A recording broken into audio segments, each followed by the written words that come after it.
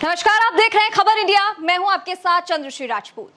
आपने देखा होगा कि जब भी कोई हिंदू त्योहार आता है तब न्यायपालिका अचानक जाग जाती है।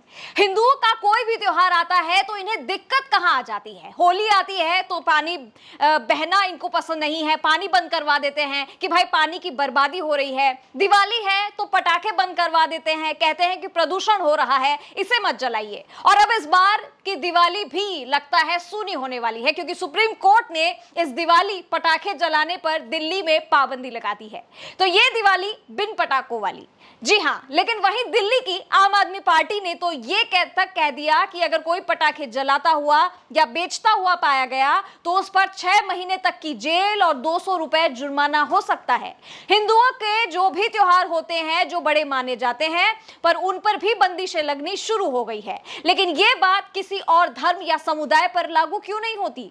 जब यूपी में योगी की सरकार बनी थी तब योगी ने यह साफ तौर पर कह दिया था कि अगर ईद आएगी तो सड़कों पर नमाज नहीं पढ़ी जाएगी या सड़कों पर ईद नहीं मनाई जाएगी। तो लोगों ने उन्हें कट्टर बना दिया, मुस्लिम विरोधी बता दिया, जबकि वो कानून के अंदर रहकर बात कर रहे थे। तो यहां केजरीवाल की आम आदमी पार्टी ने यह घोषणा कर दी कि अगर कोई पटाखा जलाता हुआ मिलता है तो उस पर कार्रवाई की जाएगी। लेकिन सवाल यह है कि देश में और किसी भी राज्य में यह नहीं कहा गया कि अगर पटाखा जलाया गया तो आप जेल भेज दिए जाओगे, सिवाय दिल्ली में अरविंद केजरीवाल की आम आदमी पार्टी के। दिल्ली में आम आदमी पार्टी या इसे हिंदू विरोधी पार्टी नाम दे देना बुरा नहीं है। अगर आपकी पार्टी किस तरह से सर से लेकर पैर तक भ्रष्टाचार की चाशनी में डूबी हुई है, इसके लिए किसी प्रमाण की जरूरत नहीं है। दिल्ली के डिप्टी सीएम से लेकर स्वास्थ्य मंत्री सत्येंद्र जैन तक सभी की पोल पट्टी धीरे धीरे खुल चुकी है।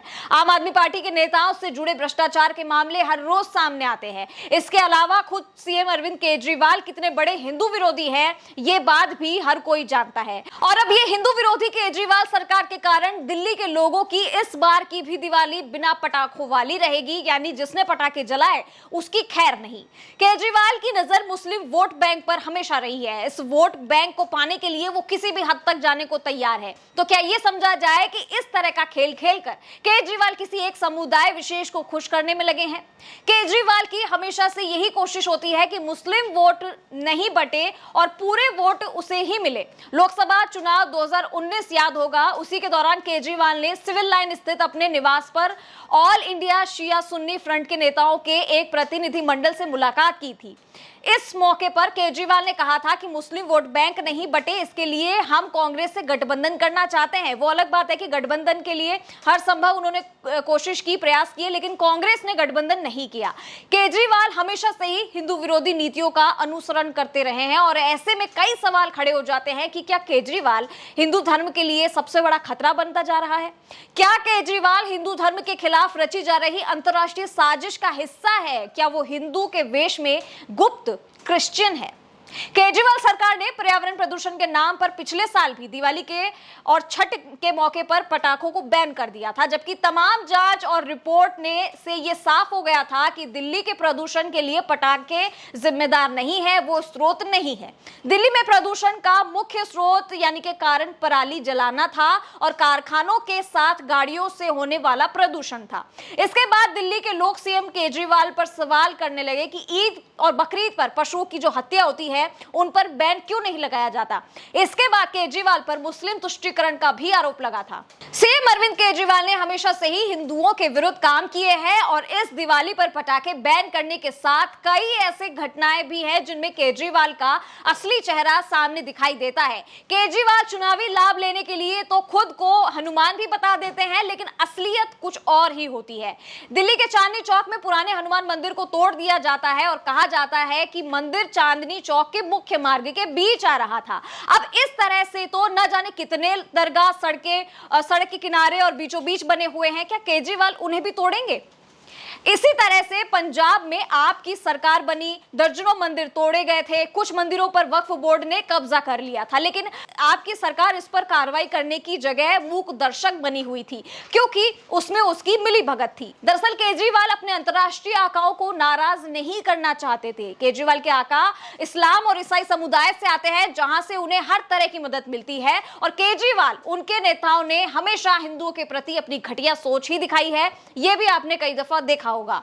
और दिल्ली सरकार में मंत्री राजेंद्र पाल गौतम और गुजरात में पार्टी के प्रदेश अध्यक्ष गोपाल इटालिया हिंदू धर्म को खत्म करने में उनकी पूरी मदद करते हैं। जहां राजेंद्र पाल गौतम राम कृष्ण जैसे देवताओं को नहीं मानते, वहीं गोपाल इटालिया सत्यनारायण भगवान की पूजा को फालतू बताते हैं और हिंदुओं को ब्राह्मणों से पूजा नहीं कराने की सलाह देते हैं। अरविंद केजरीवाल गुजरात में मंदिरों का दौरा कर हिंदुओं को झांसा देने के लिए जनसभा में कृष्ण और अर्जुन की कहानियां सुनाते रहते हैं, लेकिन असल में आम आदमी पार्टी की विचारधारा तो पूरी तरह से हिंदू विरोधी है, क्योंकि इस पार्टी के जन्मदाता अरविंद केजरीवाल ईसाई संत मदर टेरेसा के शिष्य हैं और उनके ही बताए हुए रास्ते पर चलते हैं, ऐसा कहा जाता है और ऐसा दिखता भी है। इसीलिए आम आदमी पार्टी में वही लोग शामिल होते हैं जो हिंदू धर्म के देवी देवताओं को नहीं मानते और इस धर्म को खत्म करना चाहते हैं। इसके लिए वो तरह तरह के अभियान चलाते रहते हैं। यही नहीं, जब केजरीवाल जैसा नेता अपने मंत्रियों को हिंदुओं के धर्मांतरण के अभियान में लगा सकता है, तो उसे कैसे समझा जाए कि वो हिंदू त्योहार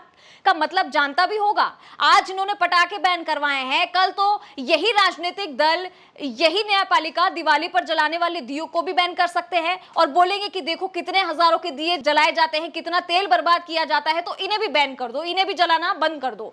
पिछली बार आपने देखा था जब अयोध्या में दीपोत्सव मनाया गया था, उस पर भी कुछ इसी तरह के तथाकथित लोगों ने यह कह दिया था कि देखो कितने तेल की बर्बादी हो गई, इससे तो हजारों घरों के खाना बन सकता था इस तेल से। और इस बार जब अयोध्या में पीएम मोदी जाएंगे और दीपोत्सव होगा, वहां पे मनाया जाएगा, दिए जलाए जाएंगे हजारों, तब भी दिल्ली की केजरीवाल सरकार के पेट में दर्द उठेगा और तब भी फिर से ये मुद्दा बनाया जाएगा कि क्यों पटाखों के बाद अब दियों पर उनकी नजर आ जाएगी, फिर वो दियों को बैन कर देंगे, फिर होली में धीरे धीरे पानी का चलाना वो बंद कर देंगे कि होली है तो सूखी होली खेलो, फिर रंग बंद कर देंगे। तो ऐसे ऐसे केजरीवाल की ना नई नई नीतियां सामने आ रही है, उनका चेहरा सामने आ रहा है कि वो एक हिंदू विरोधी चेहरा अपना बना रहे हैं और लोगों के सामने, जनता के सामने पेश कर रहे हैं, जो कि उनके ऊपर उल्टा साबित हो सकता है।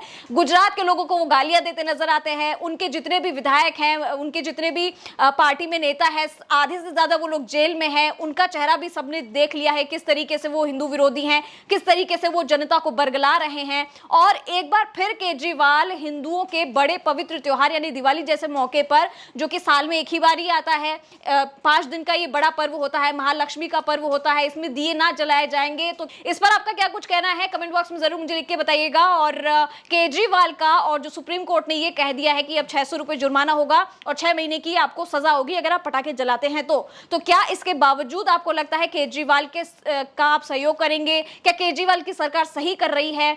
क्या कुछ आपका जवाब है, कमेंट बॉक्स में लिख के बताइएगा। और हमारे चैनल को लाइक, सब्सक्राइब और शेयर करना ना भूलिए और हाँ बेल आइकन जरूर दबाइएगा। नमस्कार।